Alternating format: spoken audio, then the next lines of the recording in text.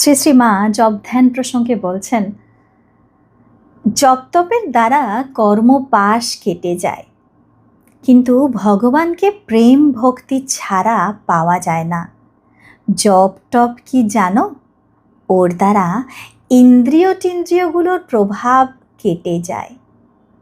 তারপর তিনি বলছেন প্রেম ভক্তির কথা। বৃন্দাবনের রাখালরা কি কৃষ্ণকে জপ ধ্যান করে পেয়েছিল? না, তারা আয়রে খারে নেড়ে এই করেই কৃষ্ণকে পেয়েছিল। অরূপানন্দজি প্রশ্ন করছেন, তার ভালোবাসা না পেলে তার জন্য প্রাণ কেন ব্যাকুল হবে? মা বলছেন, তাই তো, সেটি তাঁর কৃপা।